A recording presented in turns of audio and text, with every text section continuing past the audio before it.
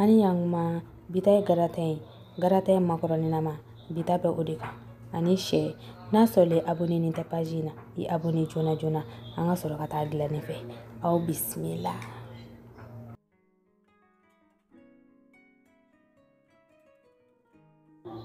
An b'an ka macaroni kɛ da la k'a balabala. I bɛ kɔkɔ dɔɔni k'a la balabalatɔ la. Sɛ, jaba, poivron ani tomati. An bɛ tulu dɔɔni k'a la sisan k'a yiran dɔɔni. A yirantɔ la an bɛ lɔgɔti dɔɔni fara a kan. An bɛ kɔkɔ dɔɔni furufura la sisan. Komi ne ka sɛ ye sɛ mɛrɛni ye, ale mɔ ka di. O de y'a to ne tɛna ji kɛ n ta la. N'a sɔrɔ i ka sɛ jalen don, i bɛ ji k'a la dɔɔni fɔlɔ. Sɛ ka mɔ yanni i ka kɛrɛmu k'a la. I bɛ kɛrɛmu k'a la sisan.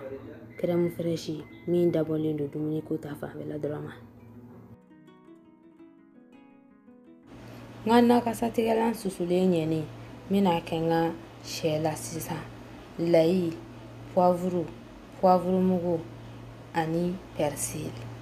N b'a kɛ k'a ɲagami dɔɔni.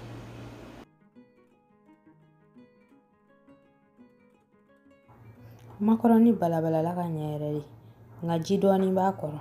An b'a ta k'a sɛnsɛn ka ji in bɛɛ bɔ a kɔrɔla la. N'a fana sera, an b'a ta sisan an bɛ taa kɛ verre kɔnɔna na. An bɛ na dɔɔni ani crème fraîche banni assiette kɔnɔna na.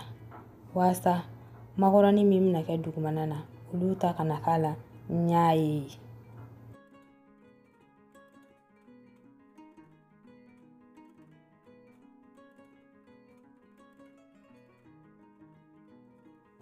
Camancɛ macaroni an bɛ crème fraîche dɔɔni furufuru olu sanfɛ ani na dɔɔni.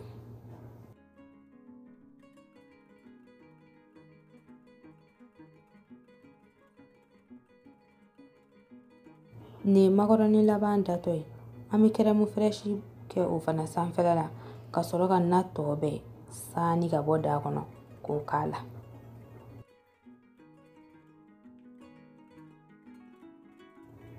I bɛ na saani yɛrɛ de ka bɔ da kɔnɔna na.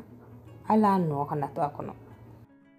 An ka furu préchauffelen ɲɛnen, an b'an ka macaroni ta ka taa don a kɔnɔna na.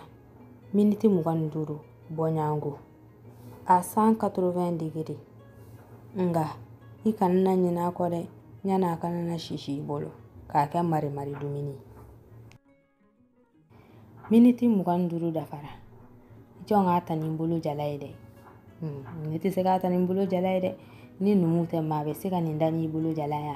A bɛ bagi bagi. An bɛ fromage râpé furufuru a sanfɛla la sisan ka sɔrɔ k'a don furu kɔnɔ tuguni. Miniti 5 bɔɲango.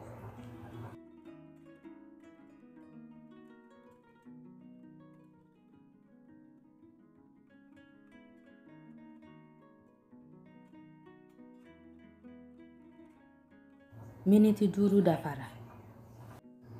Gratin tɛ. Hali ni maa min ma kɛ misiw miyɔrɔ la, i kɔni n'a dɔn k'a fɔ ko jifilen tɛ yen.